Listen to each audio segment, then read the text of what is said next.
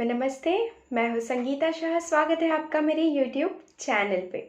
दोस्तों, आ गया है कार्तिक का पावन महीना, जिसका हम सबको रहता है बेसब्री से इंतज़ार, क्योंकि इस महीने पड़ते हैं हमारे सनातन धर्म के सबसे बड़े त्योहार, जिसे हम कहते हैं दीपावली। जी हाँ दोस्तों, तो केवल दीपावली के वजह से कार्तिक महीना इम्पॉर्टेंट है ऐसी बात नहीं है। दीपावली के अलावा कार्तिक महीने के अपने कुछ अलग फ़ायदे हैं। इसमें किया गया हुआ पूजा पाठ, जप, स्नान, दान, पुण्य, ये सारी चीज़ों का अपना एक अलग महत्व होता है। मतलब पूरे साल की जाने वाली चीज़ें एक तरफ और कार्तिक महीने में की जाने वाली चीज़ें एक तरफ, इसका आपको बहुत अधिक लाभ प्राप्त होता है।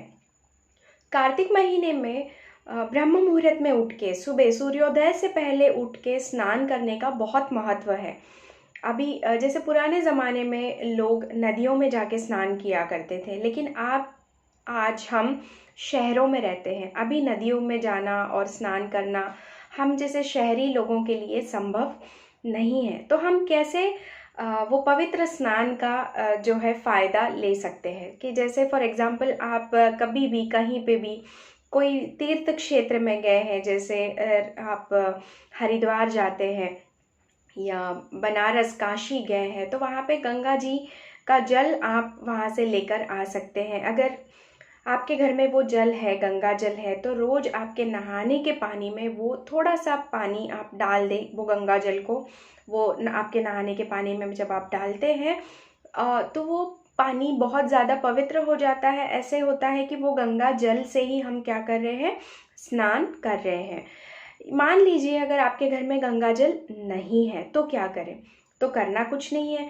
जल तो जल है, पानी है, सभी गंगा है और सभी नर्मदा है, यमुना है, कृष्णा है, कावेरी है, पानी तो पानी है।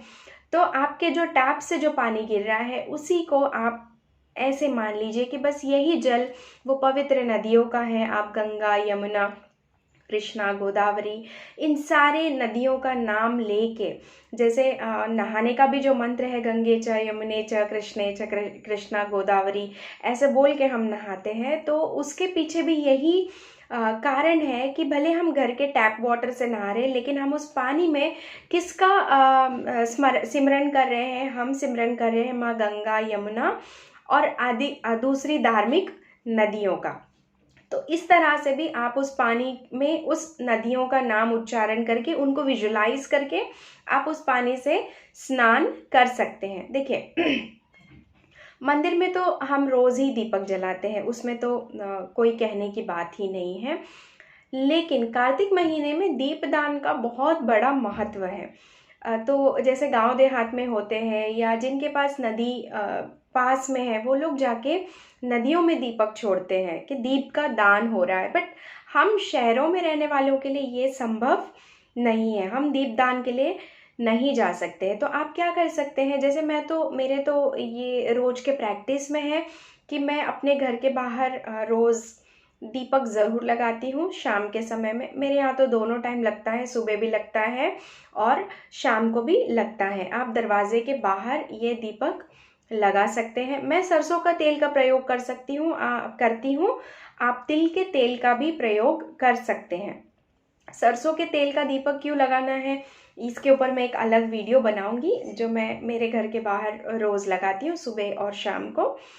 तो आप इस तरह से जो है दीपक अपने घर के दरवाजे के सामने लगा सकते हैं। अगर आपके घर में माँ तुलसी है का पौधा है, तो आप क्या कर सकते हैं, रोज़ संध्या समय में माँ तुलसी के पास दीपक ज़रूर लगाइए। ये बहुत आवश्यक है, ठीक है। और ये महीने में आप क्या कर सकते हैं, आप ये महीने में जितने ज़्यादा तुलसी के पौधों का दान करेंगे उतना अच्छा है। या आप किसी को खरीद के दें, या आप कहीं पे भी एक जैसे आपने एक 10, 15, 20 पौधे खरीद लिए और आप कहीं खड़े हो गए मंदिर में या कोई ऐसी जगह पे जहाँ पे लोग हैं, आप वहाँ पे जाके इस तुलसी के पौधे का दान कर सकते हैं। ये बहुत ही अच्छा माना जाता है।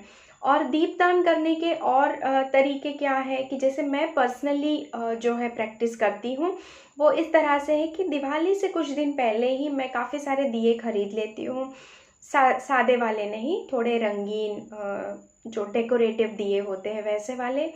तो मेरे घर में जो काम करते हैं उनको, या मेरे सोसाइटी में जो हमारे हेल्पर्स होते हैं, जैसे जो हमारे सफाई कर्मचारी होते हैं या कोई भी कर्मचारी है, हम उनको देते हैं सुंदर सुंदर दिए, उसमें बाती, फिर थोड़ा सा तिल का तेल। हम एक ऐसे पैकेट्स बनाते हैं और वो डिस्ट्रीब्यूट करते हैं।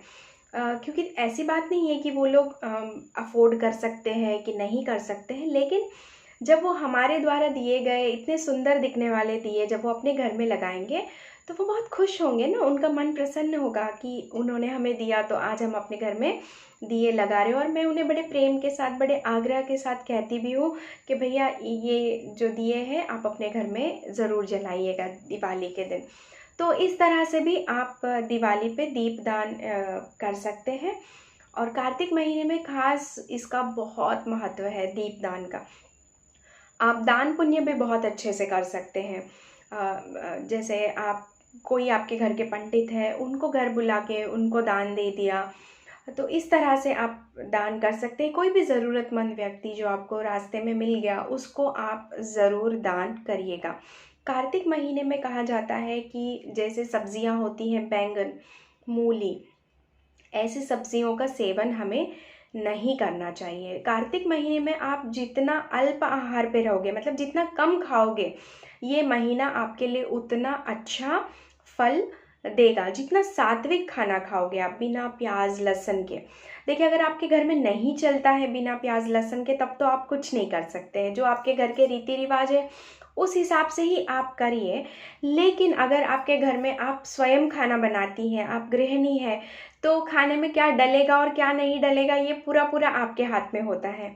एंड ट्रस्ट मी, बिना कांदा और लहसुन के, बिना प्याज और लहसुन के भी खाना बहुत स्वादिष्ट बनता है। मैं स्वयं बनाती हूँ और आजकल मेरे घर पे मैं खुद कांदा और लहसुन का प्रयोग बहुत कम करती हूँ। और कार्तिक महीने में हमें हर की दाल भी नहीं खानी चाहिए और मसूर की दाल भी नहीं खानी चाहिए। एक्चुअली कार्तिक महीने में दालें नहीं खाई जाती हैं, लेकिन अभी हमारे घर में जो लोग होते हैं वो तो नहीं मानेंगे। तो आप क्या कर सकते हैं, अरहर की दाल और मसूर की दाल को अवॉइड करके आप मूंग दाल का प्रयोग कर सकते हैं। पतली सी दाल आप बना सकते हैं, मतलब जिसमें पानी की मात्रा ज़्यादा हो और दाल की जो मात्रा है वो कम हो। इस तरह से, मतलब परिस्थितियों के अनुसार, मतलब ऐसा नहीं कि हम धर्म कर्म और में इतने ज़्यादा उलझ जाए कि रोज़ हमारे घर में लड़ाई हो जाए, ऐसा भी नहीं होना चाहिए। तो मैं स्वयं इस तरह से करती हूँ। तो मैं आपको भी बता रही हूँ कि आपका जो धर्म कर्म है वो भी चलता रहे और घर में भी शांति बनी रहे। तो कुछ इस तरह से आप लोग छोटी छोटी चीज़ों का ध्यान रख के कार्तिक महीने को और ज़्यादा बेहतर बना सकते हैं। और प्रभु जो विष्णु, जो तारनहार, जो हमारे ठाकुर जी बैठे हैं, उनका आप निरंतर सिमरन कर सकते हैं। तो आपको क्या बोलना है, एक मंत्र तो आप ये जाप कर सकते हैं, ओम नमो भगवते वासुदेवाय।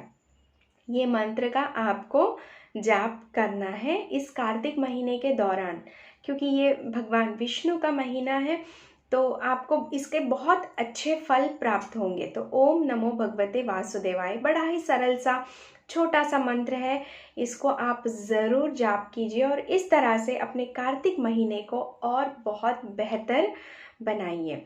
तो इसी के साथ ये वीडियो को मैं यहीं समाप्त करती हूँ। अगर आपको ये जो इन्फॉर्मेशन मैंने दी है अगर आपको अच्छी लगी है तो वीडियो को लाइक और शेयर ज़रूर कीजिएगा। अगर मेरे चैनल को सब्सक्राइब नहीं किया है तो ज़रूर सब्सक्राइब कीजिएगा। ऐसे ही बहुत सारे और यूज़फुल वीडियोज़ के साथ मैं आती रहूँगी। तब तक के लिए आत्म नमस्ते।